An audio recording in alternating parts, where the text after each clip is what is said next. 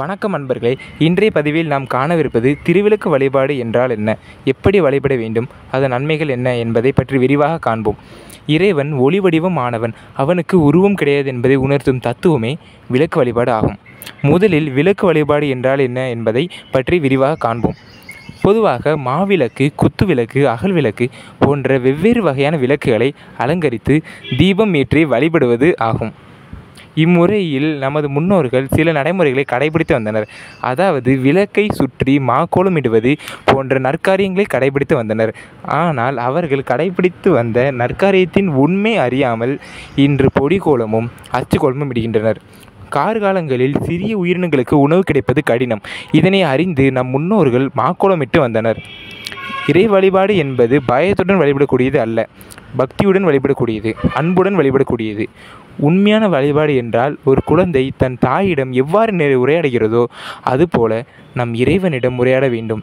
குழந்தை தன் தாயிடம் தன் சுக துக்கங்களை கூறி அச்சுக துக்கங்களை மறந்து உறங்குகிறதோ அதுபோல விளக்கேற்றி வழிபட்டால் நம் சுக துக்கங்களை மறந்து நம் மனம் எப்போது அமைதி நிலையை அடைகிறதோ அதுவே உண்மையான இறை வழிபாடு ஆகும். விளக்கேற்றி வழிபடுவதன் நன்மைகள். விளக்கேற்றி வழிபடுவதன் மூலம் அறிவியல் பூர்வமாக நம் மனம் அமைதி அடைகிறது. நம் குறைகளை, பாரங்களை ஒருவரிடம் இறக்கி வைத்து விட்டோம், அவர் நமக்கு உறுதுணையாக இருப்பார் என்று நமக்கு நம்பிக்கை தோன்றி மனதைரியம் அதிகரித்து அதுவே நமது வெற்றிக்கு வழிவகை செய்கிறது. மேலும் கிராமங்களில் வழிபடும் முறையே சிறப்பானது என்று நான் கூறுவேன். உதாரணமாக சில கிராமப்புற கோவில்களில் மாஞ்செவ்வாய் என்று அழைக்கப்படும் மாதத்தின் இறுதி செவ்வாய்க்கிழமைகளில் ஊர் பெண்கள் மற்றும் சுமங்கலிகள் விளக்கு வழிபாட்டில் ஈடுபடுவர். இவ்வழிபாட்டின் வேலைப்பாடுகளை அவர்களே மன விருப்பத்துடன் செய்து முடிப்பர். மற்றும் வீட்டில் இருந்து எடுத்து வரப்பட்ட விளக்குகளை அலங்கரித்து தீபம் ஏற்றி மெல்லிய ஓசையுடன் கூடிய அம்மனின் பாடல்களை கூட்டாக பாடி மகிழ்வர். தாயின் மனமும் குளிரும்படி இன்னிசையுடன் கூடிய வழிபாட்டை நிகழ்த்துவர். பின்பு அவ்விளக்குகளை அணையாமல் பாதுகாத்து தங்கள் இல்லத்திற்கு எடுத்து செல்வர். இதனால் தான் இதுபோன்ற அமைதியான கிராமப்புறங்களுக்கு சென்றால் அங்கு நேர்மறை ஆற்றல்கள் அதிகரிக்கிறது. ஆனால் சில பகுதிகளில் இவ்விளக்கு வழிபாடானது கடமை நிலைக்கு மாறி வருகிறது. அதாவது சில பகுதிகளில் ஊர்கோவில்களில் விளக்கு வழிபாடானது மாதத்திற்கு ஒரு முறை திறக்கப்படும் அறையில் வைத்து அடைக்கப்பட்ட ஒரே வகையான விளக்குகளை எடுத்து அதனை பணம் கொடுத்து சுத்தப்படுத்தி கூவி கூவி கூட்டத்தை சேர்த்து வழிபாடு நடத்தி வருகின்றனர். இதன் மூலம் ஏதேனும் நன்மைகள் கிட்டுமா? இம்முறையின் மூலம் மனநிறைவு அடைய முடியுமா? இல்லை. விளக்கு வழிபாட்டின் மூலம் கிடைத்த இறை அருளை இல்லத்திற்கு எடுத்து செல்லத்தான் முடியுமா? முடியாது. சாத்தியம் மிக மிக குறைவே.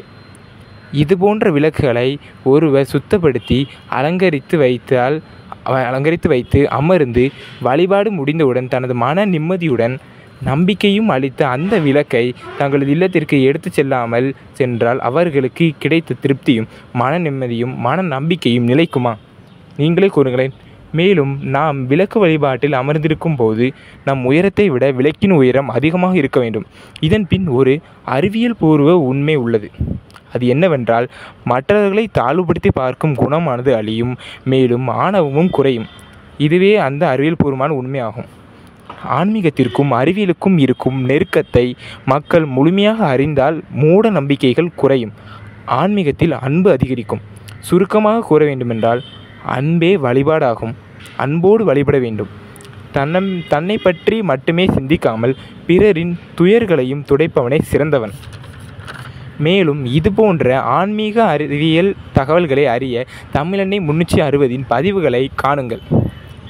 மேலும் உங்களுக்கு தெரிந்த ஊர்க்காரர்கள் இதுபோன்ற கடமை வழிபாடுகளை நடத்தினால் அவர்களுக்கு பகிருங்கள். நன்றி, வணக்கம். வணக்கம் அன்பர்களே, இன்றைய பதிவில் நாம் காணவிருப்பது திருவிளக்கு வழிபாடு என்றால் என்ன, எப்படி வழிபட வேண்டும், அதன் நன்மைகள் என்ன என்பதை பற்றி விரிவாக காண்போம். இறைவன் ஒளி வடிவம் ஆனவன், அவனுக்கு உருவம் கிடையாது என்பதை உணர்த்தும் தத்துவமே விளக்கு வழிபாடு ஆகும். முதலில் விளக்கு வழிபாடு என்றால் என்ன என்பதை பற்றி விரிவாக காண்போம். பொதுவாக மாவிளக்கு, குத்து விளக்கு, அகல் விளக்கு போன்ற வெவ்வேறு வகையான விளக்குகளை